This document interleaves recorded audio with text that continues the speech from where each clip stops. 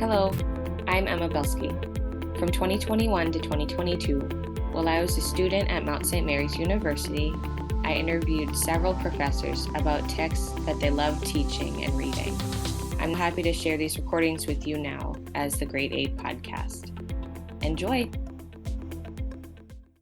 Welcome back to the Grade 8 podcast. This is Emma Weinheimer and Dr. Josh Hochschild, and today we're going to be talking with Dr. Kurt Blaugher, the Senior Professor of Theater at Del Point Fine Arts Center at the Mount. And we're going to be talking about two plays by Sophocles, Antigone and Philoctetes. Hello and welcome to you both. Thank you. It's great to be here, Emma. Dr. Blaugher, can you tell us a little bit about yourself and some of your areas of expertise? How deep would you like me to go? Just a couple minutes. I've been here since 1987. Yeah, so I'm in my, 34th year? Is that frightening? Wow. I count. That's awesome. I count by how old my daughter is. If she's 34, I'm in my 34th year, and so that's what it is. And I was hired because the Mount at that point was 1 year away from instituting the core curriculum, the original core curriculum. And I had taught at a school in Iowa where I taught a number of different humanities courses, as well as the theater courses. So that allowed my application, I think, to come to the top of the pile when I was invited to come for my interview. So I've been here, like I said, since 87, and I've taught the entire theater sequence except for the technical theater courses. I've taught courses in the core, in origins, in what was Western tradition before it's Western imagination. I'm teaching modernity now. So I've been doing a lot of things at Mount St. Mary's. In addition to the things you'd expect a theater professor to do, which is help students produce plays and produce our own. Yeah, we're actually doing another one, knock wood, next weekend. Another series of 4 virtual one-acts. It seems like a rare thing, as you suggested, and a blessing to the Mount that we have in you a professor who has all of the experience of being a trained theater person and who can do the production of plays and work with students on those things, but also who is comfortable and actually seems to enjoy teaching in a curriculum that isn't just theater instruction. I have felt that liberal arts is the way to go in college education. I was a product of liberal arts education. Liberal arts education versus professional training in theater has been the argument as long as I've been in the profession. And as I said when I was more involved with the professional groups than I am now, there are many more of us that teach liberal arts theater is liberal art, than who teach professional theater or professional training. It's very easy to think about for incoming students, I always say this to prospective students, you have to make decisions that some other people don't have to make. Do you want to do professional training? Do you want to work from 8 o'clock in the morning to 11 o'clock at night doing only theater and maybe having a course or two here and there about things other than theater? Or do you want to take courses about things that will help you understand your humanity perhaps better than just learning how to tap dance? Which is not a terrible skill. Everybody needs to tap dance at times if they're doing musicals. But still, a core curriculum like Mount St. Mary's helps people understand basic problems of humanity, all the things that we say in our mission statement. Yep. And theater is just a way to, in many ways, articulate all of those issues. Mm-hmm. Well, and it also reminds us that even thinking about those things can take place through different modes. So sure. I'm in a philosophy department. I love books and text, and I think of these things as things to study and read. But some of the texts that we're reading weren't originally read that way in a classroom, right? We're reading texts that are scripts of things meant to be performed. And when we talk about forming students, we're not just talking about forming their ability to be critical readers of a written text, but forming their ability to appreciate the different ways in which human beings communicate with each other, and including ways that might form hearts as much as minds. That's a great way to put it, yeah. Mm-hmm. It's multi-leveled communication for sure. All right. So before we get into the content of the plays, can you tell us a little bit about Sophocles the playwright and the context in which Antigone and Philoctetes were written? Sure. Cool. Sophocles is in the middle of the three playwrights whose full-length plays are the only plays from the 5th century Greek culture that we have, 5th century BC. Mm-hmm. Agamemnon was the oldest. His plays fit a more of an old-fashioned kind of mode of expression compared to Sophocles and Euripides. Mm-hmm. Euripides is the youngest of the three, and although his plays were not as appreciated as well as or as highly as the other two, Sophocles and Aeschylus in the 5th century, later on, as we lose the history of what plays may have been written, we discover that Euripides' plays carried a little bit more popularity through into the 4th and the 3rd century in Greek culture. Sophocles is really, I think, for me, at any rate, the playwright whose plays focus on the kinds of questions that are still in play when we think about, as we were saying earlier, what it means to be human. I mean, when we talk about Antigone in courses like Origins of the West, we're talking about acceptance of the community for rule of law versus human emotion and law. Mm-hmm. Mm-hmm. What's more important, the rule of the ruler or the rule of the sister? Family versus state, divine versus human. Fill in the blank. Yep. Mm-hmm. And what I love about Sophocles' plays, Oedipus, Antigone, is the role that the chorus takes as the community. They're not just a sort of echo of a set of community values, but particularly in Antigone, the chorus shifts from believing that Creon is the way to go and state, the rule of the state is the way to go, into understanding Antigone's position, understanding that even though she's a woman, that she has valid points to make about what it means to love her family, what it means to have a moral code that may go against the state, but is still valid for her. Mm-hmm. As the community begins to shift to that kind of point of view, it's just wonderful to see those moments in the chorus. We could argue about whether Creon or Antigone has higher ground in the argument, but it's the chorus that really tells us where I think Sophocles was pointing by the end of the play. Oedipus is my favorite because there's a wonderful, I think it's Royal Shakespeare, it's certainly English production, that was part of the Films for the Humanities series ages and ages ago. And it's this gorgeous beginning of Oedipus. If you're familiar, we can just talk a little bit about Oedipus. We all know the basic story. There's about 5 minutes or more of the chorus and the community of Thebes coming to the palace to beg Oedipus to save them again. And they're on crutches and they're pushing, wheelchairs and gurneys and everything else. The community's in plague.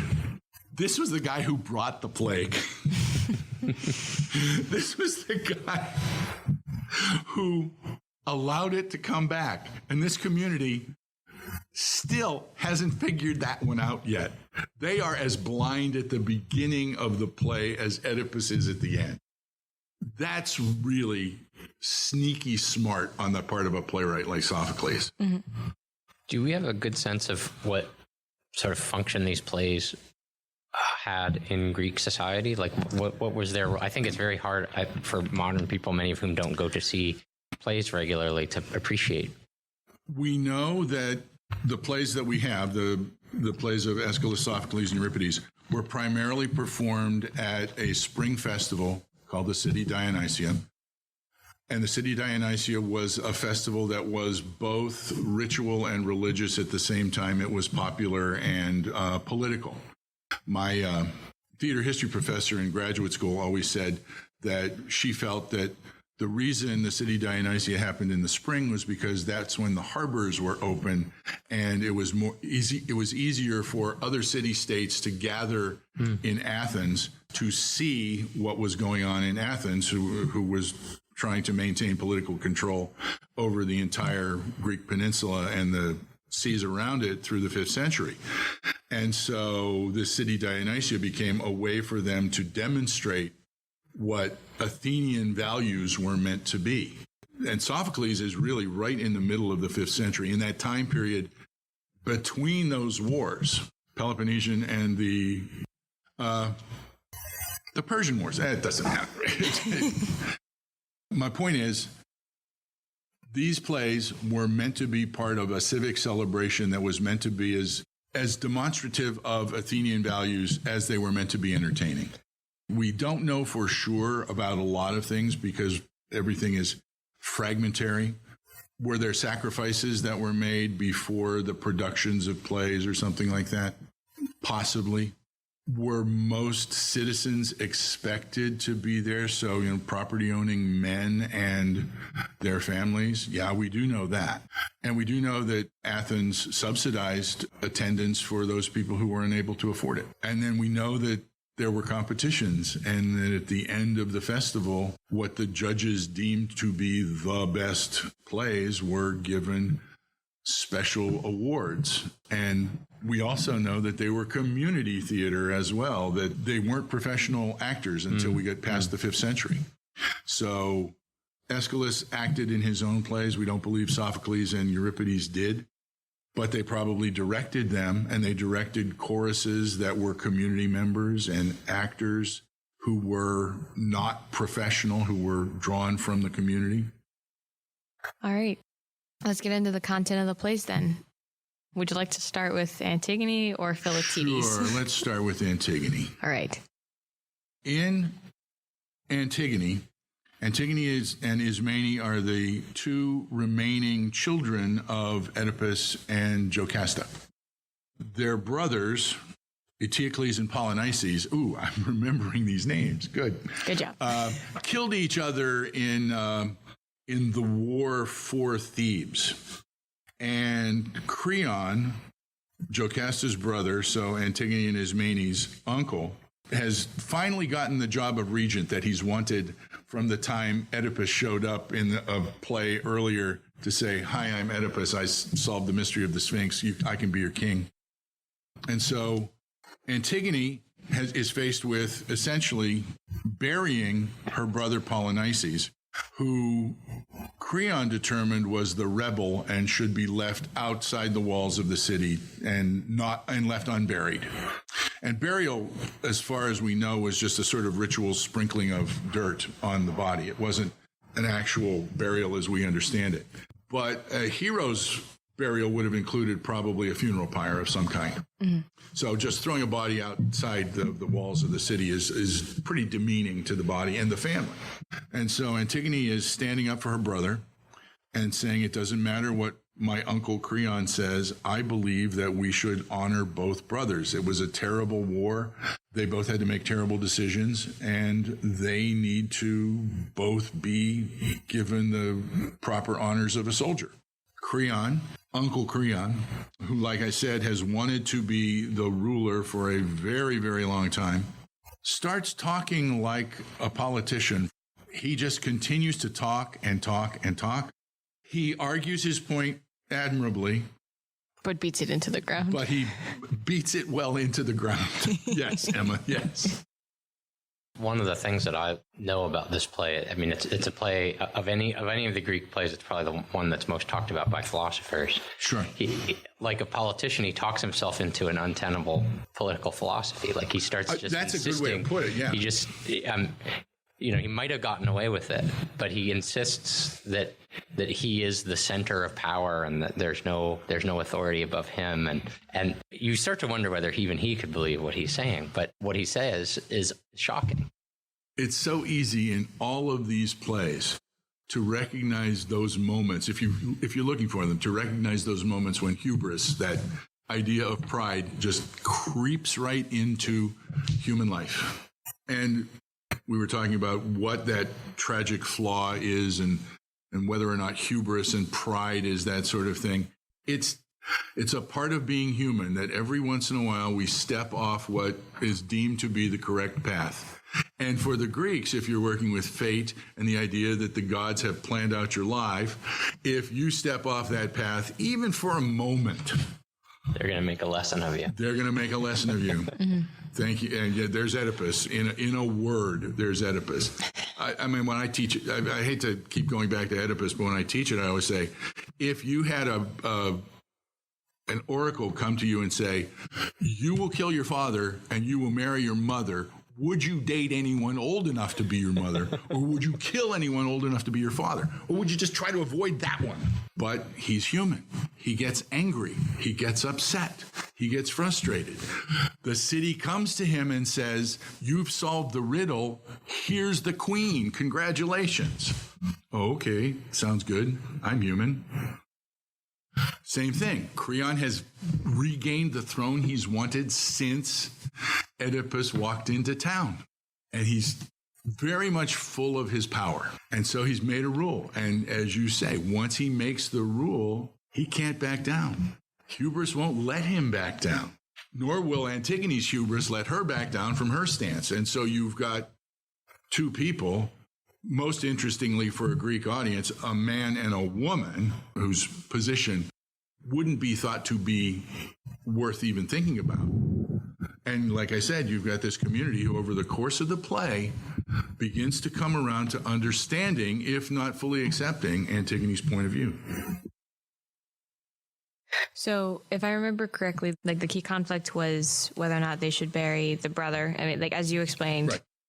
And Dr. Hochschild, you mentioned the divine versus human law. So if I remember correctly, one of the key conflicts was human law versus, you put it, you, Dr. Blaugher, put it as human emotion. Others have put it as divine law. So can you talk a little bit about that and how that plays out in the course of this play?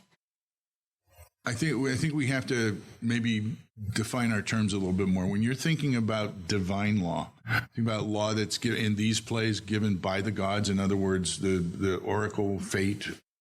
I believe so. It's been a while since I've read this play. There are different ways to interpret it, and this is why I'm looking forward to this conversation. Yeah. The way philosophers have talked about Antigone since Aristotle, because he mentions it in the rhetoric, is that it represents an articulation in one of Antigone's speeches of the idea that there is a law above human law. Sure. When Creon says the law is you can't bury him, she doesn't say, well you're wrong, or I don't think that's the law. She says, okay, but and she doesn't say I don't have to obey law. She says, okay, but I have to obey a higher law, or a law of the gods, or a moral law. In the philosophical tradition, this becomes an early example of what later gets called, it's not called this in the play, but what's called a natural law doctrine, sure. Or an idea that there is a moral law with its source in a divine power that human law should be subjected to. And therefore, when it's not, it's a license for, I think, what we would today call civil disobedience. It's the same kind of argument that Martin Luther King makes in the letter from Birmingham jail. Like, I know I was breaking that law, but that law wasn't in accord with the law that I care more about, which is from above. I don't know if this is the speech you're referring to specifically, but Creon says to Antigone, this is after it's proven that she was the one who buried the brother. Creon says, you tell me not at length, but in a word, you knew the order not to do this thing? And she responds, I knew, of course I knew. The word was plain. And still you dared to overstep these laws? And she responds, for me, it was not Zeus who made that order. Nor did that justice who lives with the gods below mark out such laws to hold among mankind. Nor did I think your orders were so strong that you, a mortal man, could overrun the gods' unwritten and unfailing laws. That's the famous speech. Yep. Yes. Yeah. She says later on, who lives in sorrows many are as mine. How shall he not be glad to gain his death? She's willing to sacrifice her life already because she knows that she's committed that crime as far as Creon is concerned. But again, as far as she's concerned, that doesn't matter. Now, there are folks who would argue that she's so stiff-necked at that point that she pushes aside her fiancé, the rest of the family, and so on. But like you said, here is her stance. No, the lens that I'm talking about focuses on this sort of political philosophy question, right? Where Creon is kind of Hobbesian and believes that law and justice come from human beings. And Antigone represents a perspective that human law has to be set. But there are other ways to frame the conflict between them. Antigone is described as, the one who brings her own personal emotion into something that should be the rational. Or she's described as the one. At least at that point, a legitimate point to make. It is. Or she's described as the one who cares more about family than about state, right? And there's truth in all of these. And I think the genius of Sophocles is, I'm sure he saw all of those things and wanted them to be integrated in her character. Again, if we're looking at the chorus as the community, is the lens through which Sophocles, I think, wants the audience to see the plays. As the chorus begins to notice those 2 points and begins to try to figure out where they stand between human emotion and political expediency. Yeah. It's hard not to see Creon as pretty emotional too. He's not a cool calculating person. He gets really mad and upset real quick. Yeah. Oh, and he keeps the first thing is, what man would do this? And they have to tell him, no, it's not a man. And then it's what? Yeah, it makes him even more angry. Yeah. Oh boy. Anyways, Antigone is more temperate and self-controlled. I mean, she doesn't fear death in the way that he does. That speech, she's not just saying, I don't like your laws. She's saying, she's expressing a kind of piety towards something that is more important to her than whatever he's presenting. Remind me again, how does the play end? Is Antigone convicted? The play ends with Antigone having taken her life after she has been exiled. Okay. Exile being one of those things that is anathema to the Greek culture. Very shameful. It's it's worse than death. Being alone. Being not a member of community. Yeah. I have come to believe that as far as these plays are concerned, however we can find community, that's what we're trying to achieve. However, we are not finding community is what puts us into positions to fail. What puts us into those tragic potentials is thinking that we are more than community. And if there's a stiff-neckedness on both of their parts, you could argue that both Antigone and Creon perhaps should understand that they're part of a family, that they're part of the community. Chorus begins to understand it. There's a choral ode where they talk about man being the marvelous wonder of the universe. Oh yeah, that's a famous. Yeah. The ode to man. Yep. Many the wonders, but nothing walks stranger than man. This thing crosses the sea in the winter's storm, et cetera, et cetera, et cetera. But it ends with a twist, right? It's not just about how great human beings are. It mentions the flaw, right? It mentions when he honors the laws of the land and the gods sworn right, high indeed is his city, but stateless the man who dares to dwell with dishonor. And that even mentions laws of God and man. Yep. Yeah, you could even with her exile and death at the end, you could this is going to sound like too pious an interpretation, but you could say she's choosing the community of the gods, or she's choosing the community of the I'm not sure she thought that in the 5th century before Christ. I don't know. There were those who did. So I recognize your point. And I've found another place. I think it was in the Philoctetes notes that I've been using these scripts for a ridiculously long time. And the translator, this is Green and Lattimore translations, which are the classic, mid 20th century translation. And one of the references is to you are going against God, not the gods, God. Right. And it just sits there, and you're saying, okay, that's a Christian translator who did that one. Well, and I admit, I really love the character of Antigone, and I give her the benefit of the doubt at every moment in the play. So this connects though to the earlier point you were making about the kind of pedagogical civic function of these plays, and it might sound then that they were like propagandistic, hitting you over the head with, and they're not, right? I bring to the play a sympathy for Antigone, but it's so complex, and you can imagine that as you described, the chorus is highlighting. It's very hard to know who to be sympathetic to at different points in the play, and you can imagine that people left the play arguing over, did Antigone do the right thing? Yeah, even which is what most theorists would say is what they were meant to do. That's right. Mm-hmm. Yeah. Is not just walk out whistling a song from the chorus. Right. Yeah, and even now, I remember my West Civ class. I don't remember a ton from the play itself, but I do remember the class was pretty split as to who was right in the Creon-Antigone conflict.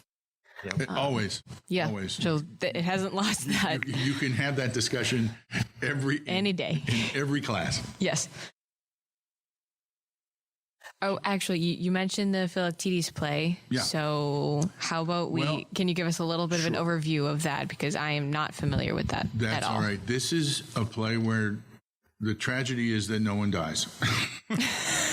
But it adds to this idea of community that we've been talking about. Mm-hmm. Essentially, the story is that Philoctetes has been blessed with the bow of Heracles, or Hercules, if you will, because he was deemed to be a powerful soldier. But Philoctetes, in a move toward an oracle, which is always a very pious journey that you're supposed to make, steps off of the correct path and is bitten by one of the snakes that are traditionally protectors of oracles in mythological Greek culture. Mm-hmm. And his foot, the wound where the snake bit him, begins to fester to the point where the rest of the army cannot stomach him being with them. So at the beginning of the play, he's in exile, but along comes another oracle, and they determine that they need the bow of Heracles, forgive me. Go back and forth between Rome and Greece on that name. Mm-hmm. They need the bow of Heracles to win the Trojan War. And they left the bow of Heracles with Philoctetes. Okay. Because he needed something to kill animals and cook animals, yes. And, so on. So of all of the characters from the Trojan War, the slipperiest, Odysseus, shows up to try to get the bow back. And Odysseus brings with him the son of Achilles. Achilles had the bow before Philoctetes did, but Achilles died. And Odysseus tricks Neoptolemus into persuading Philoctetes to give them the bow so the Greeks can go off and win the Trojan War. Philoctetes agrees. Then another oracle shows up when it's discovered that not only do they need the bow, they need the only person who can pull the bow, Philoctetes. So they have to go back to the island and accept this man back into the army, even though his foot is still, the wound is still suppurating. It still smells to high heaven, but they have to bring him back into community to go off and win the Trojan War. Now, where's the tragedy? Where's the missing piece? What Philoctetes loses at the end of the play is his sense of community with the island on which he has been exiled.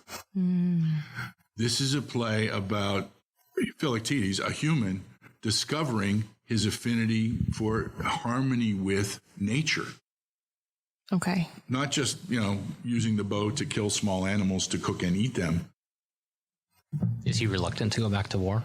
Yes, he doesn't want war. So it's nature and solitude, but it's also peace and harmony. Mm-hmm. Very much. I mean, going back means he's accepted into the human community, but he's losing this natural community, which he discovered while in exile. Yes. Almost as satisfying as a human community. It's never going to be as satisfying because it's Greece. It's 5th century. We have to live in community. But he loses an awful lot. There's the tragedy, that he loses that harmony with nature to fulfill the prophecy that must be fulfilled. It's a prophecy. It must be fulfilled. And it's a small number of characters. The chorus is very limited. It's a play about this tug of war between Odysseus and Philoctetes and Neoptolemus, the son of Achilles. And Neoptolemus reads, I think, as just young enough to be at that age when he can be easily persuaded, 16, 17-ish sort of thing, that he's not a man, but he's not, 8. A boy. He's at that malleable. weird, awkward If you're stage. Odysseus, he's malleable, but he's mature enough to understand that what he does by taking the bow of Heracles is going to, in effect, kill Philoctetes, because he will have nothing to protect himself from the larger animals that are also on the island. I'm curious. Go ahead. Have you ever performed this play? I've written about this play a lot.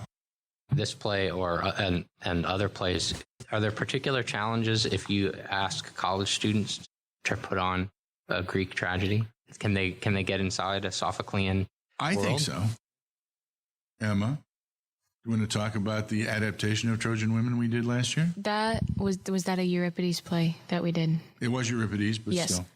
I was a member of the chorus, so I didn't really have too much of an issue. Just And to be fair, the chorus in Trojan Women is reactive to yes, the yes. individual characters that show up in Euripides' Yes. vision of how terrible war has been to the women. Yes.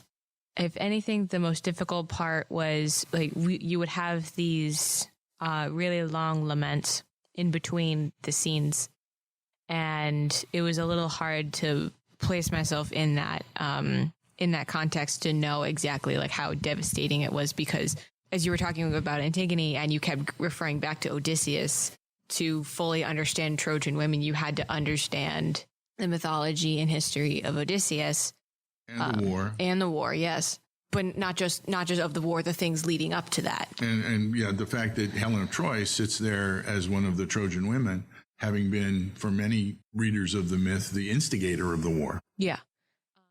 So if anything, the most difficult part was really understanding all of the context surrounding it, to properly convey how devastating that was. But at least with my fellow castmates, they didn't seem to have an issue immersing themselves in their character and relating to their various ethical dilemmas or personal dilemmas and conveying that really deep sorrow or anger. So I think that Sophocles' characters definitely have problems that are relatable and that can be expressed today. I think you're right. Euripides' characters are a little bit more symbolic, a little bit more two-dimensional. Sophocles' characters are very three-dimensional. I think of the three playwrights, the most realistic. Okay. And I haven't seen we read Antigone for West Civ, but I haven't seen an adaptation of a Sophocles play. We did a version of Antigone that was adapted and translated and readapted and translated through at least 3 people other than Sophocles, including Bertolt Brecht. There are a lot of adaptations of that play. Yeah. Did you do Electra once too? We did it. We've done an Electra. We've done more Greek than we've done even Shakespeare or Moliere. Yeah. Yeah. You've been pretty consistent in taking on that challenge. I just love the stories, number one. The stories are so phenomenal. I'm reading this chunk of Philoctetes just now that is his first long speech. And if you think of them like you think of opera, because that's what the Italians did when they found them, they saw these things and thought, oh, people sang, let's make an opera. But he says, it's 9 years now that I have spent dying with hunger and pain, feeding my insatiable disease. He's talking to Neoptolemus. That boy is what they have done to me. The 2 Atridi and that mighty prince Odysseus. Now, when he says the Atridi, he's referring specifically to Agamemnon and Menelaus, sons of Atreus. But the Atridi, for those of us who are popular culture oriented, is the family of Paul Atreides from Dune. So even Frank Herbert in his Dune novels grabs onto the context and the stories of Greek mythology to have his stories have mythological weight to them. So, yeah, I love these plays as stories. If you find the people who can perform the long speeches, like I said, if you think of them as operatic arias, then you can be really fascinated by these stories. In a minute, I want to make a transition to a topic that I know you suggested we include in this podcast, but a bit of trivia. I don't remember where I learned this, but I believe it's true, and it's evidence of how far back theater and appreciation for Greek plays goes at Mount St. Mary's. Two facts, actually. One, I read somewhere that one of the actors in the theater the night that Abraham Lincoln was shot is a Mount St. Mary's graduate. Mm-hmm. That's what I've heard. That one too. It's on the mural out in Patriot. And then actually a fact that I think is even more interesting. In 1865, the graduating class of Mount St. Mary's had a kind of culminating project altogether, which was to translate a Greek play. It might have been Electra. It was a Sophoclean play. It was Sophoclean, yeah. I don't remember if it was Electra or if it was another play. You said that to me at some point. And I've found it, and there are reprints of this. So they not only translated it, they published it. It was published from a Baltimore publisher. Wow. It's the Mount St. Mary's translation of a Greek. That is so cool. Tragedy from a community translation. A community translation when you can imagine that a lot of young men, and it was all young men at Mount St. Mary's at that time, were busy doing other things in 1865 in the U.S. That's near the end of the Civil War. So I just love knowing that there's that much history of theater and appreciation for Greek tragedy here. Is it surprising at a liberal arts institution, the age of Mount St. Mary's? No, that I don't think it we is. have a love for those classical art forms? No, but we have our own translation. That's so cool. It is. I'll bet. I probably have it on a floppy disk, which means I have no way of finding it. I'll find a copy of it. I know we have it in the library. I know. Yeah, I remember seeing it. Yeah. Yeah. So you've brought another book to talk about. Just sort of tangential. It gives you a sense of the ways in which these plays can be interpreted for various constituencies.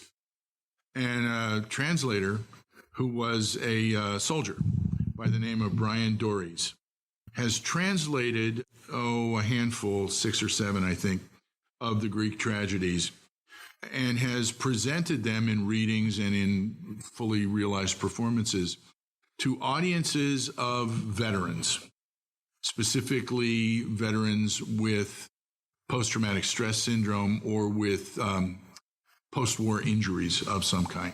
Mm-hmm. His belief is that all of these playwrights, Aeschylus, Sophocles, and Euripides, who all were property-owning Greek citizens, which meant they were members of the army at some point. Mm-hmm.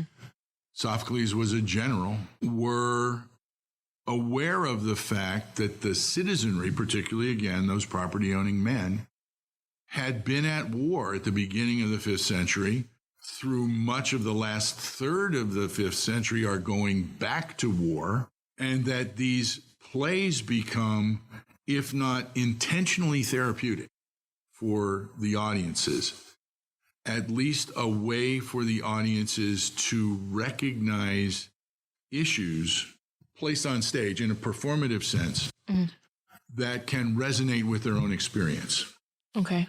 For example, just take Philoctetes, a soldier who can't be a soldier because he can't walk. Agamemnon, to go back to Aeschylus and the play Agamemnon, who comes back from the Trojan War with a war bride who's crazy, Cassandra. But that's her? Sorry, because Cassandra was one of the characters in the Trojan Women play that we did. Right, yeah. And she was crazy. Okay, yeah. That makes sense. And so Agamemnon comes back from war to be essentially killed within minutes of his return by his crazy wife, who sees his crazy war bride and says, wait a minute. I mean, well, Clytemnestra spends a lot of time before he shows up complaining about her life without Agamemnon. But what does it mean for the people who are left behind while soldiers are at war? Mm-hmm. And if you think about the context of war and just battle in general, it's a huge part of the Greek mythology. Mm-hmm. It's a huge part of these stories and these plays. Mm-hmm.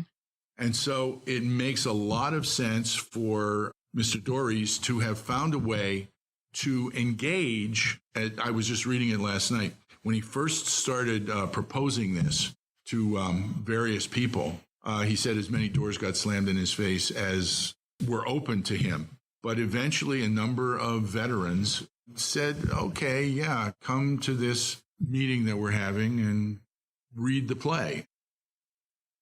Give Brian Dorries credit. He was getting Sigourney Weaver and David Strathairn and, well-respected actors, well-respected performers to read his plays. Just sit at a table and read. And that was enough to elicit the kinds of reactions that we sort of want to get out of particularly PTSD soldiers who may not be able to articulate their own feeling, but can see in someone else's story and in the portrayal of someone else's story, things that allow them to express their own feelings, to release a lot of the stress that they feel. Mm-hmm. And it's been very successful. He's presented these plays not only at veterans groups, but at theater groups across the country. Wow. Like I said, readings, full productions. It's like he's rediscovered ancient Greek art therapy or something like that. Mm-hmm.